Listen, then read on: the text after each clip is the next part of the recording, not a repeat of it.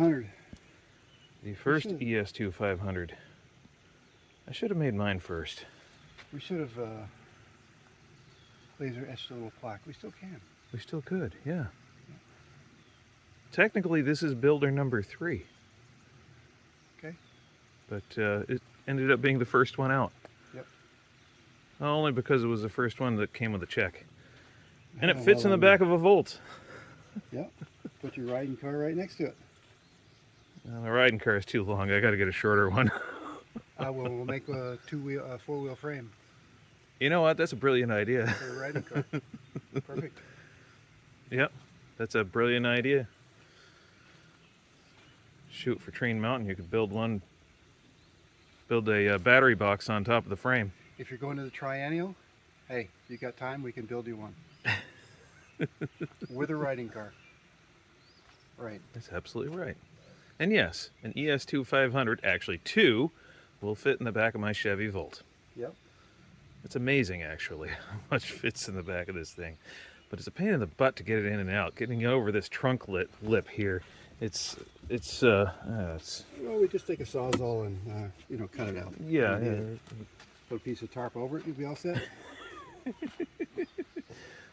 Don't guarantee it won't leak afterwards. Kind of like the guy that drove from New York to Train Mountain with his engine in the back seat, and he had to take the door off to get it in and out. And he had it all engineering, it fit perfect, and he knew how to take the door off, had a little fixture. Pretty cool. That's dedication. That's something, anyway. Yeah, dedication. That's probably the best word for it. Yeah. Some kind of crazy. Yep. Welcome to the world of trains. I might be some kind of crazy myself, so I can't talk too loud on that one. So. Right. Got to get the batteries. Yeah. Got to get the batteries. Yeah. Batteries next. Alright, I didn't have a free hand to do it, to film it, but we got the batteries in the back of the car here, and put a piece of plywood here so the locomotive rolls back and forth a little bit, as it probably will. It's not going to pierce the batteries. So now, time to shut the tailgate and get on the road here. Well, it's not quite finished yet. I've still got to paint the inside of the cab, and I have to finish the cab roof, and I have to finish the headlights. But this is Canton, Cuba and Western number 46. I've got to add the yellow paint to it as well, so it can be seen. Not sure if it needs scare stripes or a solid yellow back of the cab, so one of those things I'll have to check. So it's not quite done yet, but it's getting there. So let's do a quick walk around here. So the body bolt's on those bolts.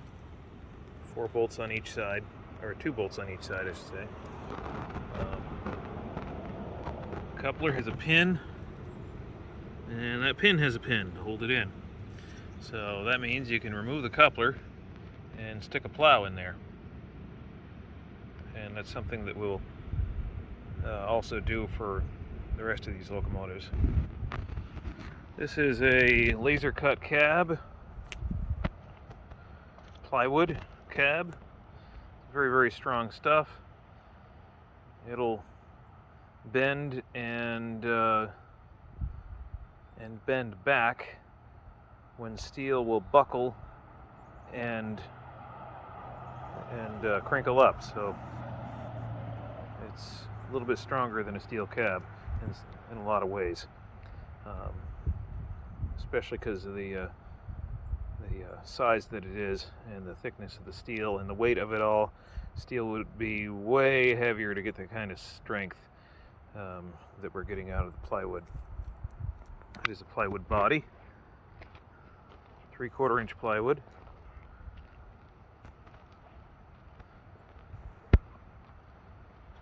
There's a key switch right there. Radio control mounted right there. I probably should have done Velcro, but this works. Seems to work quite well. If I have to change it to Velcro, then I'll certainly do that. Way down to the bottom here is the Siren 50 controller and an extra key, because we don't want to lose that. So we have windows to go in this cab, and I have a roof to build, so lots more stuff to do. But for right now, let's go bring it back up to the engine house. I forgot to mention the suspension. The suspension on this, you can get underneath,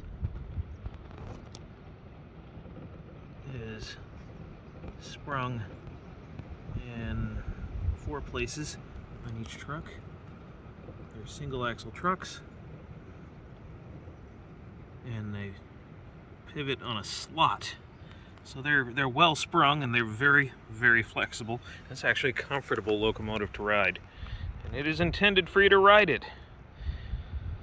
So, as incomplete as it is, this is the ES-2-500, and this is this is one of the ES-2-500 model locomotives. It's just the first one we've gotten this far. So, more of these to come, for sure. If you're interested in ordering one of these, you can go online to our website, millbrookrailroad.com, and you can place an order for one of these ES-2-500 locomotives, or more if you feel so inclined, but most people just do one. Very powerful little locomotive, the 500-watt motor. Takes 2 deep cycle batteries. Supposed to take 2 Group 27 deep cycle batteries, but right now I've got the Group 24 batteries that I borrowed from the Plum Cove Generic Electric. So it definitely needs some contrasting color, all this black. And yes, I definitely realize that, but this is the base coat, and we'll start contrasting after we get this all looking super nice. I've still got a few runs, and I've got some sanding to do, and maybe another couple of coats of black before I add any other colors.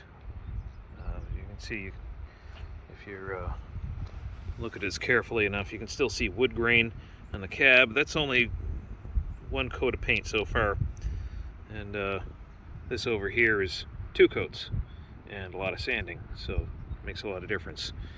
And yeah, that's only 2 coats. Not sure if you can see it on the video, but I can see wood grain on this, and I don't want to see any wood grain on this. So therefore it needs more sanding and painting. So there you go, that's the ES-2-500. And how does it ride, you ask? Well, it rides just fine, actually. So let's take a ride.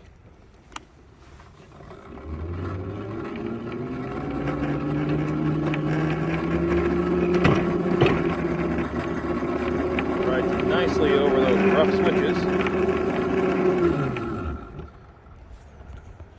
I'll pick this up so you can hear me better. Rides really nice over those rough switches that I've got. It doesn't jar you. The springs really take a lot of the bumps and all the hard landings that the wheels take. It kind of buffers them, just like it does in your car. Funny how that works.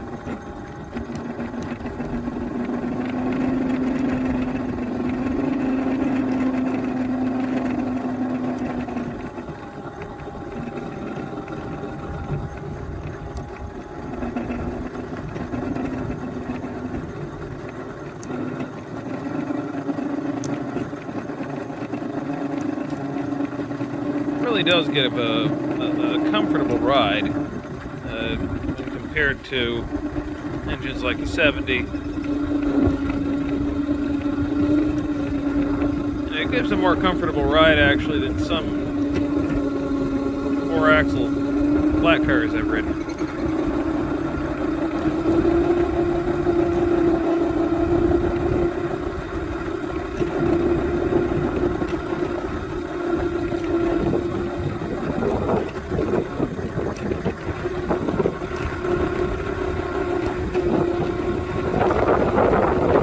If you've missed it, in a previous video we started replacing ties.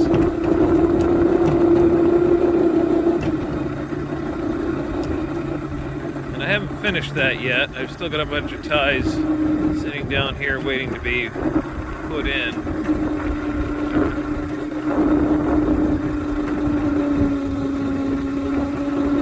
There's a lot of rotten ties on this section.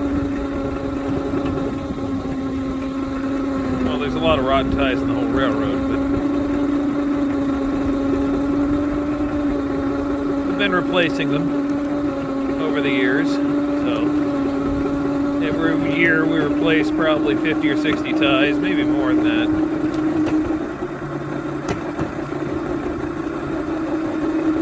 Yeah, 50 or 60 seems a little light.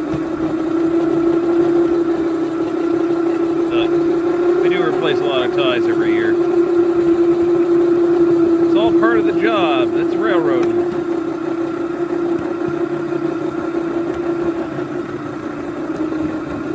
I'm going to let you do what you were doing before you clicked on this video.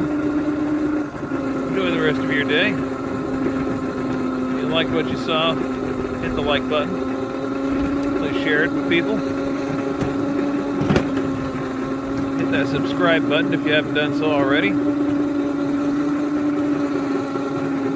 And if you want a notification as soon as we upload a video, hit that bell notification icon and that'll turn on notifications, and that'll bug you every time we upload a new video.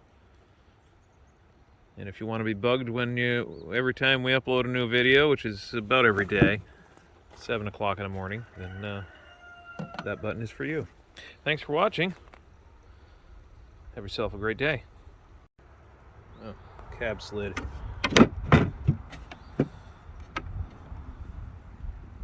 There we go. It's not fastened down right now. I gotta screw it all back together after I'm done painting. Oh, I got footprints on it. I'm gonna have to wipe those off. Oh well. All stuff to do when sanding. Bye now.